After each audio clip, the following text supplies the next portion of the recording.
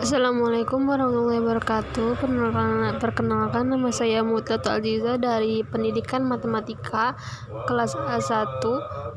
Baik, di sini saya akan menjelaskan tentang dinamisasi Pancasila dalam hukum.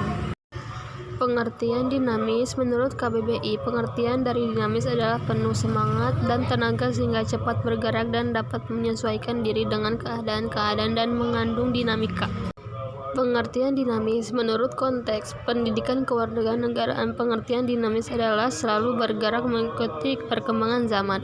Menurut bahasa Yunani, kata dinamis dari bahasa Yunani yaitu dinamikos, yang berarti energi atau daya. Karena itu, ia mengandung makna perubahan, pertumbuhan, dan ketahanan. Baik, berikutnya pengertian Pancasila. Pancasila terdiri dari dua kata, panca yang memiliki arti 5 dan sila berarti prinsip atau dasar. Jadi Pancasila adalah dasar negara yang terdiri dari 5 sila. Sekilas tentang Pancasila. Pada sidang pertama, Badan Penyelidik Usaha Persiapan Kemerdekaan pada 1 Juni 1945 untuk pertama kalinya, Soekarno memperkenalkan dasar negara Indonesia yang kala merdeka yang disebut Pancasila.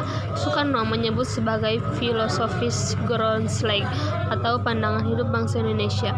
Apabila dicermati, Pancasila sebenarnya bukanlah hasil konstruksi baru pemikiran Soekarno, melainkan kenyataan hidup masyarakat dan bangsa Indonesia yang telah lama bertuhan, beradat, berkeluargaan, bermusyawarah untuk mufakat dan berkeadilan. Untuk itu tidak mengherankan jika Soekarno menegaskan ia bukanlah penemu Pancasila tetapi hanyalah sebagai salah satu penggali Pancasila.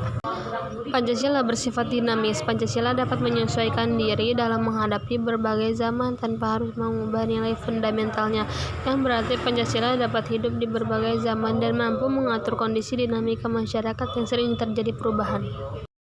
Berikutnya adalah penerapan Pancasila dari masa ke masa. Pada masa awal kemerdekaan, Pancasila pada awal masa kemerdekaan berlangsung pada tahun 1945 hingga 1959. Sejak saat itu, Pancasila sudah dijadikan falsafah hidup bangsa dan dasar negara Indonesia. Maka pada saat itu pula warga Indonesia sudah bertekad untuk melepaskan diri dari segala bentuk penjajahan. Penerapan Pancasila pada masa awal kemerdekaan ditemukan banyak permasalahan, diantaranya pemberontakan PKI di Madiun pada tanggal 18 September 1948, pemberontakan Darul Islam Maluku, pemerintahan revolusioner Republik Indonesia atau perjuangan rakyat semesta. Pada masa Orde Lama, penerapan Pancasila pada masa Orde Lama terjadi pada 1959 hingga 1966. Periode ini juga dikenal dengan demokrasi terpimpin. Pada masa ini juga bangsa Indonesia masih mengalami peralihan dari bangsa yang terjajah menjadi bangsa yang sepenuhnya merdeka.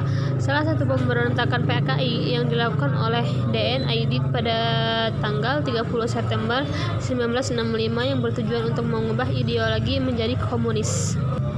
Pada masa Orde Baru, pada masa ini dimulai saat Soeharto resmi menjadi presiden. Soeharto berusaha untuk memulihkan kembali beberapa kekacauan yang sebelumnya pernah terjadi di Indonesia. Upaya pemulihan kembali ditandai dengan adanya repelita atau rencana pembangunan 5 tahun, diadakannya pemilu, pendidikan, pelaksanaan pedoman, penghayatan dan pengalaman Pancasila, serta pemerataan pembangunan. Namun, pada upaya tersebut Soeharto mengacu pada nilai yang terkandung dalam Pancasila. Pada masa reformasi, pada saat Soeharto mundur dari jabatannya dan digantikan oleh B.J. Habibie, masa reformasi pun dimulai dengan usaha untuk memperbaiki sistem ekonomi Indonesia, mereformasi bidang politik dan hukum, mengeluarkan UU Nomor 9 1998 tentang kemerdekaan, menyatakan pendapat di muka umum, dan lain-lain. Mulai masa reformasi, penerapan Pancasila sebagai ideologi negara terus digaungkan hingga saat ini.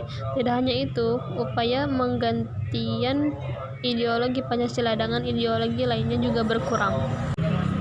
Sebagai ideologi dinamis, Pancasila mengandung 3 arti, yakni yang pertama menjadi ideologi berkelanjutan, yang kedua menjadi titik chemistry, yang ketiga ideologi visioner dan misioner. Mungkin cukup sekian penjelasan dari saya. Mohon maaf bila ada kesalahan. Wabillahi taufiq wal hidayah. Wassalamualaikum warahmatullahi wabarakatuh.